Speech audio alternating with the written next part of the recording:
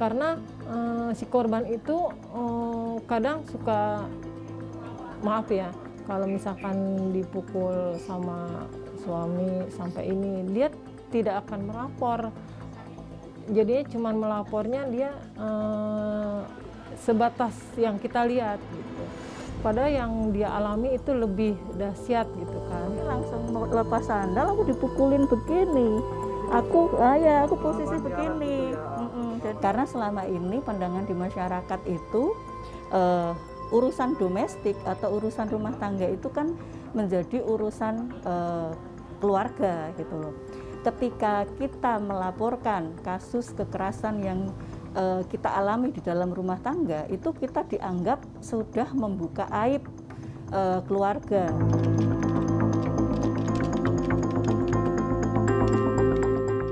Ketika dia sudah ada payung hukumnya ya Mas, maksudnya ketika sudah ada payung hukumnya seharusnya kasus-kasus kekerasan terhadap perempuan ini dapat berjalan gitu Mas, nggak usah harus ada alasan apalah, alasan apa, bukti nggak ada, seperti itu.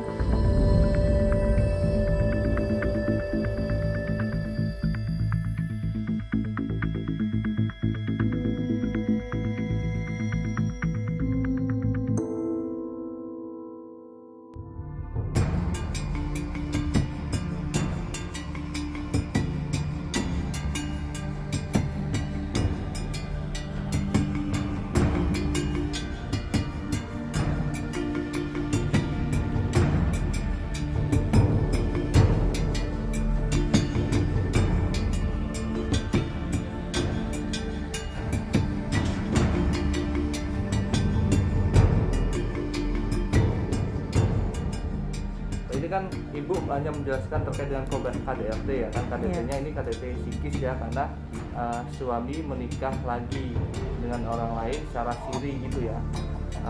Nah, tanpa pengetahuan Ibu ya. Ya. Tapi ada pemukulannya itu Mas. Oh, oke. Sekilas tentang kasus yang saya alami adalah saya adalah salah satu korban kekerasan dalam rumah tangga. Nah, kekerasan dalam rumah tangga yang saya alami ini sebenarnya ada pemicu lain, yaitu adanya poligami atau nikah siri mantan suami saya dengan perempuan lain tanpa seizin saya, begitu kan. Tiba-tiba mantan suami jadi temperamen, suka marah, salah sedikit melakukan kekerasan, memukul dan sebagainya, begitu. Tapi kalau yang kemarin-kemarin kan aku nggak tahu, nggak tahu masalah. Misalkan aku lupa bawa dia minta bubur, aku lupa bawa buatin. Nah, tiba-tiba dia nanti pernah tuh langsung aku ditampar, gitu kan. Nah, itu dia udah marah-marah kayak semua kebun binatang keluar. Tapi kayak intimidasi sebelum melapor itu justru pada diri sendiri, gitu kan. Jadi ada ketakutan-ketakutan di dalam diri ketika ingin melapor. Itu ada kekhawatiran nanti kalau saya melapor bagaimana sikap pelaku terhadap saya, bagaimana kemudian ya sebagai saat itu saya sebagai ibu rumah tangga yang memang bergantung kepada suami, begitu kan. Oke, baik, siang kali ini kita akan rapat kasus. Ada beberapa kasus yang harus kita tangani segera dan memang ada yang sebatas konsultasi saja gitu kan. Karena itu juga berdasarkan dari keinginan kita sendiri yang memang ingin melaporkan kasusnya dengan sesegera mungkin karena ada trauma psikis gitu ya, dan kerugian-kerugian material dan imaterial yang memang kita segera dampingi, dan ada juga yang minta mediasi saja gitu. Iya, memang benar sih ketika kita melihat isu kekerasan terhadap perempuan itu seperti fenomena gunung es. Dia di permukaan itu sangat banyak sekali, tapi yang terlihat ataupun terlapor ini sangat sedikit, dan tentunya ada beberapa faktor yang menyebabkan, misalnya seperti Penyebabnya adalah sistem hukum tentunya yang masih atau kurang baik di Indonesia, baik itu secara substansi hukumnya, belum ada regulasi yang mengatur secara komprehensif untuk melindungi perempuan korban kekerasan. Faktor ekonomi, ya, maksudnya dalam hal ini perempuan itu masih dinomorduakan, masih di kelas nomor 2 kan, sehingga itu berdampak ke ekonomi mereka, karena ekonomi mereka lemah, mereka tergantung kepada, misalnya ini yang KDRT, tergantung kepada suaminya. Kemudian ketika dia memilih untuk bercerai, dia akan berpikir ulang karena ketergantungan ekonomi tersebut, sehingga dia akhirnya bertahan dalam kungkungan jerat KDRT tersebut. Ini terkait dengan KDRT gitu ya, KDRT. Nah, inisialnya DN aja lah ya, DN. Nah, DN ini sebenarnya sudah sering mengalami KDRT dari suaminya, dan siklus ini udah beberapa tahun terakhir dia rasakan gitu kan. Nah, sampai akhirnya di puncaknya itu memang dia benar-benar mengalami penganiayaan yang KDRT fisik yang begitu keras dari suaminya, sampai akhirnya dia memutuskan untuk melaporkan suaminya ke kantor polisi. Terima kasih kepada teman-teman paralegal Kota Depok yang telah hadir memenuhi undangan di rumah Ibu Betty. Karena kita masa pandemi ini kita tidak bisa berkumpul semaksimal mungkin, karena kita juga terbatas, ya kan. Kita kumpul sebenarnya harusnya akhir tahun ya Ibu-Ibu, karena kita memang bisanya awal tahun ini untuk pelaporan dan apa saja yang sudah dijalankan Ibu-Ibu selama pandemik ini. Ini ada KDRT ya, jadi si istri itu memang benar-benar dia tuh sama sekali takut, tidak berani ngadu ke orang tuanya, apalagi sama kita ya. Nah, terakhir tercuat itu lantaran dia itu merasa sudah sama sekali udah nggak tahan gitu dengan perlakuan si suaminya, lantas dia teriak-teriak, langsung ada kekerasan di situ ya. Tapi setelah kita pendekatan, alhamdulillah sih dia mulai berani untuk mengungkapkan dari awal dia terjadi kekerasan fisik sampai psikis yang sekarang dilakukan ya. Insya Allah, alhamdulillah sih sekarang sudah ditangani seperti itu. Kekerasan KDRT ya terhadap rumah tangga, pelecehan seksual terhadap anak-anak itu isunya sangat kental sekali, dan kita juga sebagai paralega untuk mendampingi itu sangat ketat sekali ya, karena agak rawan untuk masyarakat, apalagi masyarakat Depok ya, masih awam masalah hukum. Kita nggak bisa mendampingi semudah dan segampang yang kita pikirkan sebelumnya ya, sebelum jadi paralegal gitu. Biasanya penyebabnya itu ekonomi, apalagi sekarang lagi pandemi gini ya, ekonomi sangat sulit ya kan.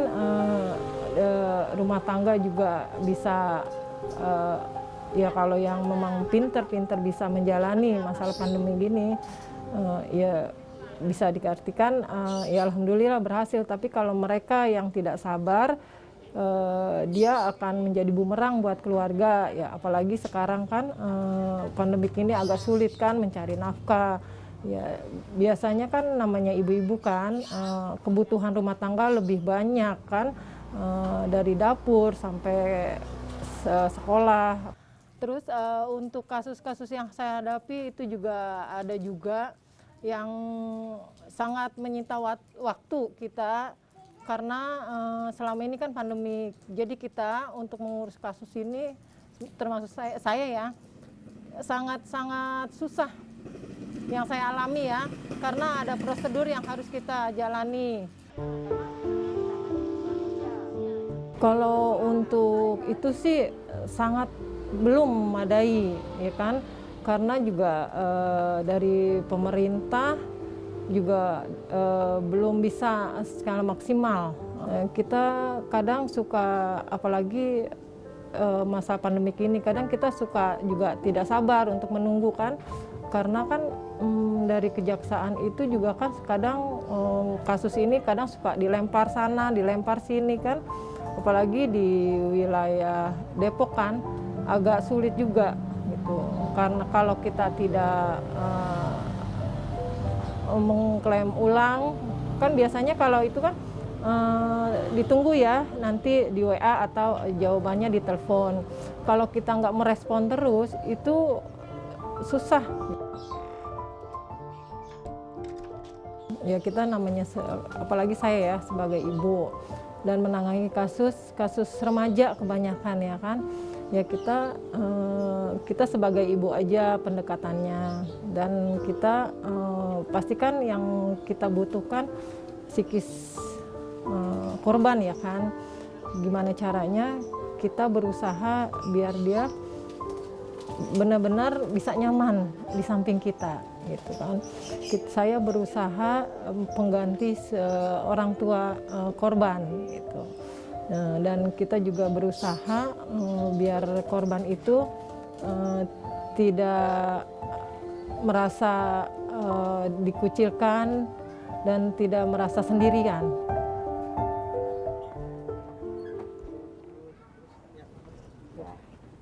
Kan? Bisa selain perempuan kita juga ada pendampingan untuk laki-laki. Dia juga ada kekerasan oleh istrinya.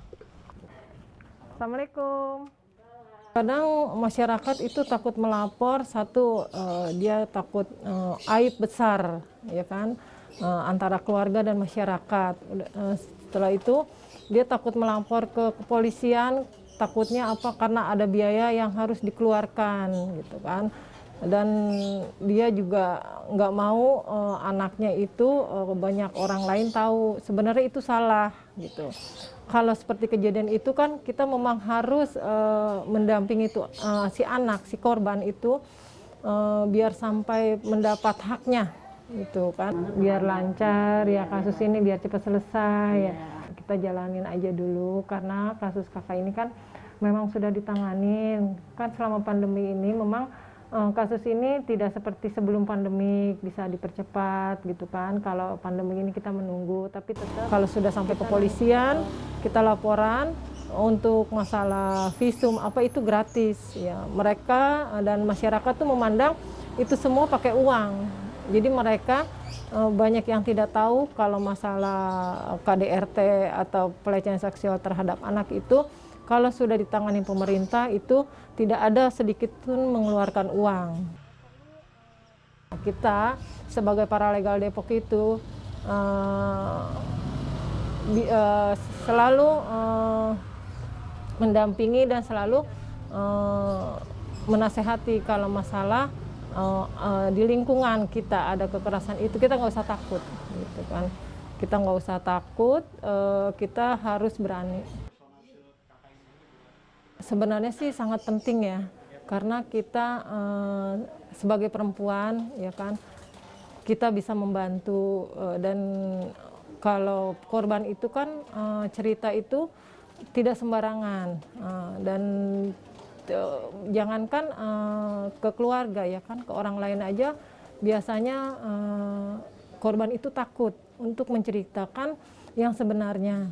Kadang korban itu suka membohongi diri sendiri kan, gitu. Karena kita sebagai perempuan dan kita juga merasakan apa yang dirasakan korban, ya kita maksimal dan semampu kita untuk mendampingi dan mendekati secara pribadi. Gitu.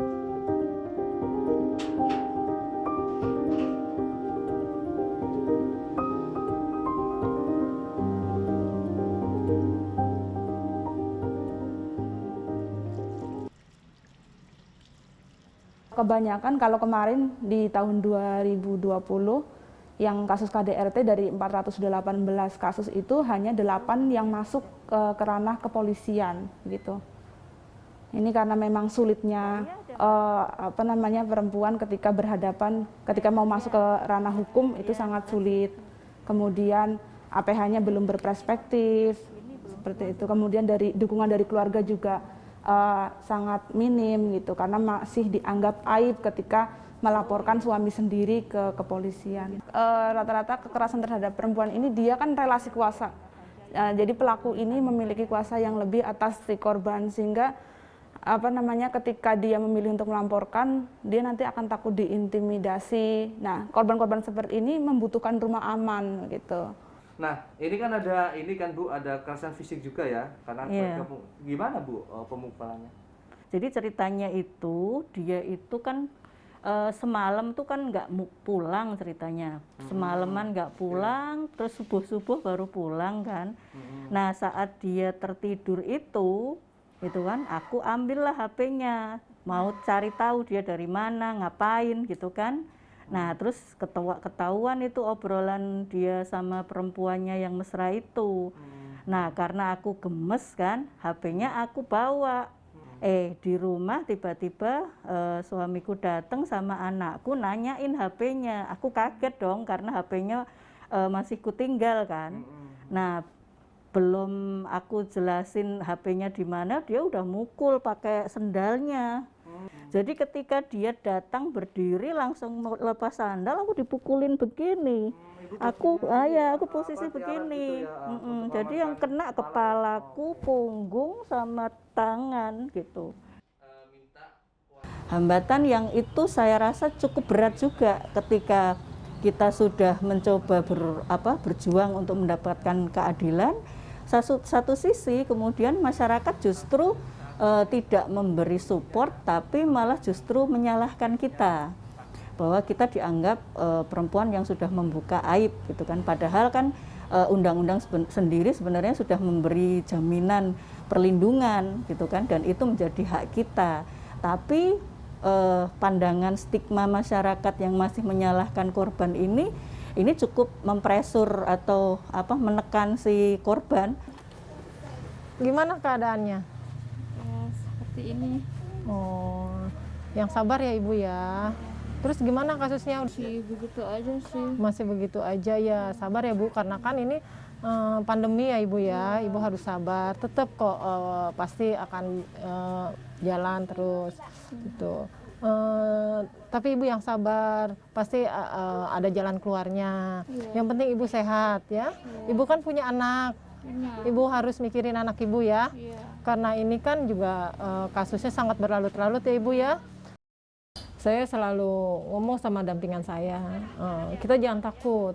Kita sebagai perempuan tidak bisa diremehkan, direndah seperti itu sama laki-laki. Kita harus maju, harus kuat, saya bilang gitu. Pokoknya harus kuat. Gitu. Kalau memang suami seperti itu, kita harus berani melaporkan. Bu, saya pamit ya Ibu ya, biar sehat ya. Yuk, Assalamualaikum. Gitu kan, walaupun apapun yang terjadi itu resiko, saya bilang gitu kan, itu resiko, walaupun resikonya banyak, seperti kan kalau sudah punya anak harus memikirkan anak, tapi psikis anak tuh harus dipikirkan juga. Kalau bapaknya seperti itu ya kan, kalau memang dia ini tidak bisa pakai nasihat ya istri, ya kita harus bisa melaporkan dan biar polisi yang itu menasehati itu kan. Biasanya kalau suami kita nasehatin malah nambah marah, kalau kita laporin kan nanti di PPA malah yang bertanggung jawab kan polisian. Nah, polisilah yang berperan di situ.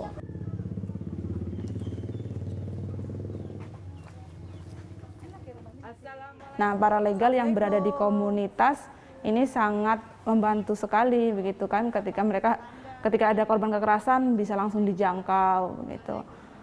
Kemudian paralegal juga yang memahami masalah-masalah yang ada di komunitasnya, sehingga penyelesaiannya pun akan lebih mudah gitu Mas. Bagaimana cara berkoordinasi dengan tokoh agama, tokoh masyarakat di sekitar, Pak RT, RW. Itu bentuknya yang Ibu tidak bisa ucapkan melalui ucapan, tapi ini gerak tangan. Kalau dibilang terbebani sih bisa dibilang iya, bisa dibilang tidak ya. Karena ini kan juga banyak yang kita harus urus ya kan. Apalagi saya udah punya keluarga ya kan.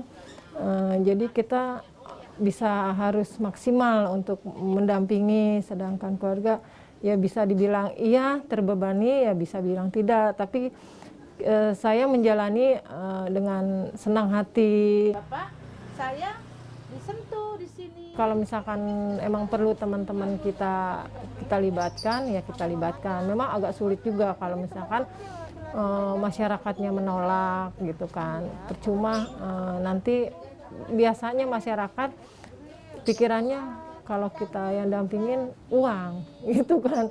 Pada kita kerja sosial, walaupun kita mengeluarkan uang, walaupun kita mengeluarkan apapun yang kita keluarkan, kita ikhlas gitu. Terima kasih ibu-ibu yang telah memenuhi undangan saya.